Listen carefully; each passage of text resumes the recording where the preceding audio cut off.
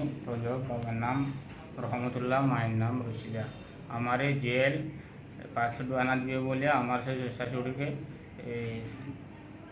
50,000 টাকা দাবি করে আমারে আনছে। আনার পরে আমারে ধরে নিয়ে গেছে, তাদেরকে বসে রেখে ধরে নিয়ে যাওয়ার পরে আমার কাছে 1.5 লক্ষ টাকা দাবি করছে।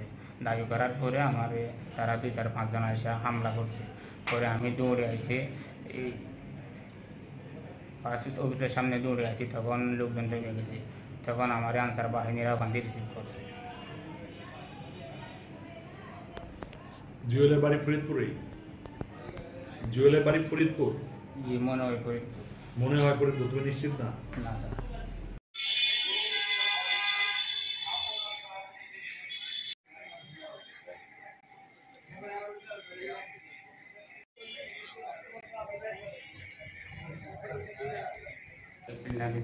বাইরে ছিলাম তখন এখানে আমার লোক সিনিয়র এবং আসে, তারা জিজ্ঞেস করছিলাম। সে বলছিল জুয়েল তোমার কাছে কত টাকা চাইছে? এই যে 25। হ্যাঁ, 25। কার জন্য? পাসপোর্ট করার জন্য? দুজনের জন্য। দুজনের জন্য। কি হয় তোমার? শ্বশুর। তারপরে এই যে এইখানে দোকানে যখন তোমাকে মারপিট করতেছিল, কি বলতেছিল তারা? ওখানে নিয়ে মারপিট করছে, ওই গেল পিছনে। হ্যাঁ, কি বলছে? টাকা দিতে হবে 1.5 লক্ষ টাকা, না হলে মাইর ফেলবো, মাইরে তারপরে পুলিশ। কেন তোমাকে 1.5 লক্ষ টাকা দেওয়া লাগবে? তোমরা রোহিঙ্গা এখানে এসে পাসপোর্ট করতেছো, এই জন্য এখন তোমরা এফআইআর দুষ করতেছো, এরকম। তো তোমার কি আমরা দাওয়াত দিয়ে আনছি, নাকি যে লোক তোমার মাসে সে দাওয়াত দিয়ে আনছে? সে আনছে। তো তার মানে তোমার কাছে টাকা দিতে নেওয়ার জন্য এখানে পিটাইছে? জি। এখন তোমার কাগজগুলো কই? ওর কাছে আছে। কার কাছে আছে? জুয়েলের কাছে। জুয়েলের কাছে আছে? জি। জুয়েলকে চেনো না? তার বাড়ি ঘর চেনো না?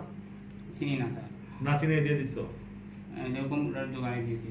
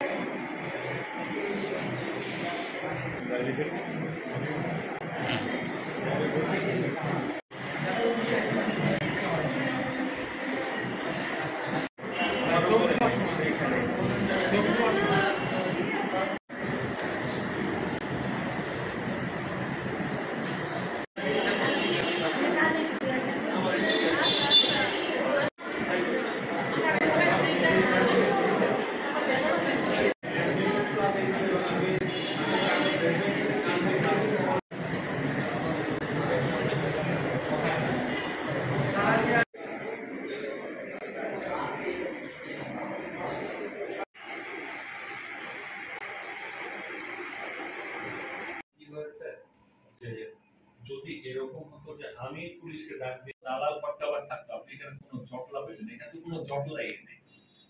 কালকে দুজন বয়স্ক লোক তার মেয়ে জামাতাকে নিয়ে পাসপোর্ট করার জন্য আমাদের অফিসে আসেনি, অনলাইনে আগে ফর্ম ফিল আপ করতে গেছে। তো ফর্ম ফিল আপ করার প্রাক্কালে যে দোকানে ফর্ম ফিল আপ করেছে সেই দোকানে লোক তাকে সামনে যে ঈদগাহ মাঠ আছে সে মাঠে নিয়ে ওই রোহিঙ্গার তথ্য মতে তাকে মারপিট করে তার কাছ থেকে 30,000 টাকা নিয়ে নিয়েছে। তো পরবর্তীতে 999-এ পুলিশ ফোন পাওয়ার পরে চলে আসে। বিষয়টা তারা ইন্টারোগেট করার পরে ওই 3 জন রোহিঙ্গা এবং 2 জন দালাল যারা আর কি রোহিঙ্গার ভাষ্যমতে পিটায় টাকা নিয়ে গেছে, তাদের 5 জনকে পুলিশ থানায় নিয়েছে। এই হচ্ছে গতকালের বিস্তারিত ঘটনা। কিন্তু তারা পাসপোর্ট করার জন্য আমার অফিসে ঢোকে নেই, বরঞ্চ ওরা পাসপোর্ট করার আগেই ওই দোকান থেকে ধৃত হয়ে দালালদের কাছে টাকা পয়সা খোয়ানোর পরে যখন ওরা মারপিট খাওয়ার পরে আমার অফিসের এদিকে দৌড়ে আসার পরে আমার আনসাররা তাদেরকে প্রোটেক্ট করলো। পরবর্তীতে যখন ভিতরে আনা হলো তার 5 মিনিট পরেই পুলিশ চলে আসলো। সেক্ষেত্রে পুলিশ নিয়ে গেছে। এখন পুলিশ ফোন দিচ্ছে যে এটা আমরা কি করব। এখন আমরা দেখব যে কথাবার্তা বলে কি হয়। সর্বোপরি আমরা হেড অফিসের সাথে কথাবার্তা বলে যদি বাদী হতে হয় তাহলে হয়ে যাবে ইনশাল্লাহ।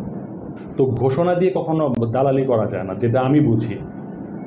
এবং আমার এখানে দালাল ঢোকার সম্পূর্ণ নিষেধ। ইভেন আপনি দেখবেন যে যারা অ্যাপ্লিকেন্ট আছে, অ্যাপ্লিকেন্টের সাথে যে অবাঞ্ছিত লোক আছে তাদেরকেও আমরা ঢুকতে দেই না। আমি আমার মতে যতটুকু অফিসটাকে ফ্রি অ্যান্ড ফেয়ার রাখা যায় আমি চেষ্টা করছি।